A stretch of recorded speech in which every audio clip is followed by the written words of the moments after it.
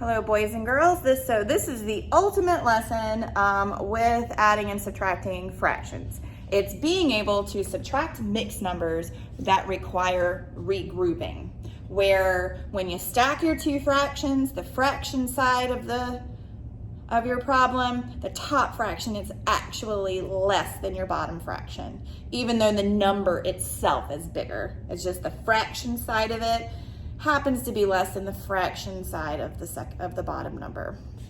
So we might have to borrow from the whole number. A lot of the steps are the same that we did in the lesson yesterday. So getting to the last step is where we're gonna have to do a little thinking. But if you have a solid understanding of fractions, then this won't be difficult for you, okay? It's just another step to think. So our problem is, make sure you can see and it's not crooked, is 5 1/3 minus 2, no, wait a minute, 5 1/3 minus 1 2/3. So I don't know if you can see right off the bat, 5 1/3 is bigger than 1 2/3. It's more, so it's gonna go on top. It's gonna be the bigger number. But the fraction side of 5 1/3 is only a third. And the fraction side of 1 2/3 is 2/3, which is more. So this is where you got to think, hold up, I'm going to have to create an improper fraction on this part of the problem to be able to take 2/3 away from it. So let me show you. Okay, so first thing you're going to do, stack your numbers. Okay, put the first one on top, second one on the bottom. Can't reorder them to make it pleasant to you. You have to do them in the order.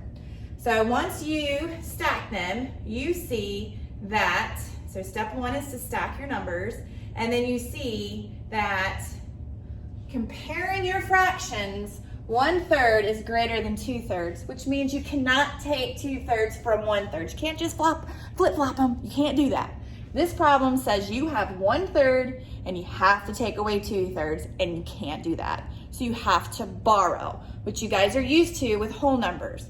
Borrowing in fractions means you're borrowing a whole fraction. You're not borrowing from a place value, you're borrowing one whole fraction.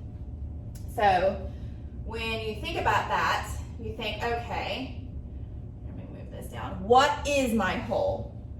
What does my one whole equal in my problem? And every problem is unique, and it's based off what your denominator is. So this problem, okay, these fractions are in third size pieces, which means 1 is 3/3. So what you do is you take one whole, you borrow 1, and that one whole fraction is 3/3, and you're gonna add it to that fraction that you have. You're not creating a different number, you're just kind of reordering things, you're regrouping it. So 5 1/3 is the same as 4 4/3, which I wrote over here. It's the same amount. It's just now the fraction side of your number is a little improper. We made a bobblehead. And it's actually, there's enough in that fraction now that we can take 2/3 from it. And so then you just subtract like normal. So 4/3 take away 2/3 is 2/3, and 4 take away 1 is 1/3. Now with this example, I did not use unlike denominators. So if these denominators were not the same, you would have to first create a problem with common denominators, then borrow from the whole number.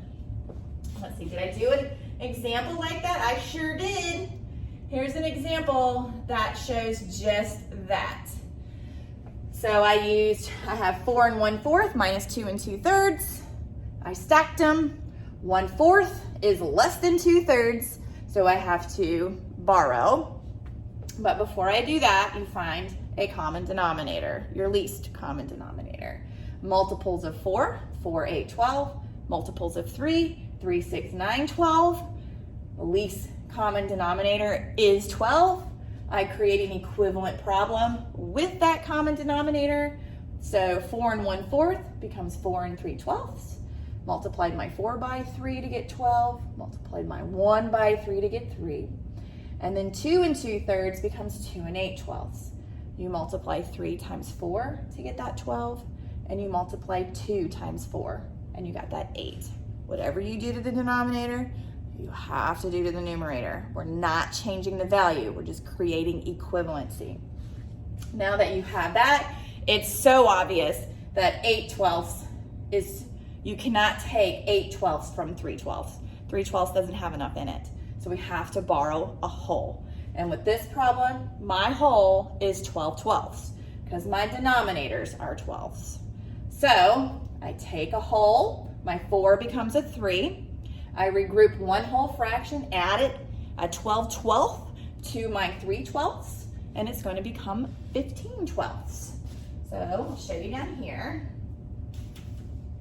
All right, I'll cover those practice problems real quick. Just let me line this up so you can see it. So again, you think, well, 1 equals 12/12. So I've done my adding, created a bobblehead fraction on next to this 3. It's the same amount, I just kind of regroup things. So 3 and 5/12, 3 and 15/12, minus 2 and 8/12. And 15/12 minus 8/12 is 7/12. 3 minus 2 is 1. So it takes a little bit of practice, but hopefully you remember some of this from last year, and this is just refreshing your memory. And then you have 3 practice problems, and that third one I tried to make it a little challenging with some 2-digit numbers in the whole number. So again, I am really hoping that these lessons this week is a lot of refreshing from 5th grade. This is all the things you learned last year in 5th grade. So the week before, we practiced a lot of 3rd and 4th grade fraction skills, just trying to get your brain muscles prepared for ratios. And now we're doing 5th grade stuff that you should have done last year, and hopefully getting that brain thinking about ratios, because next week we're diving into 6th grade stuff. So we'll go over these problems in class. See you tomorrow.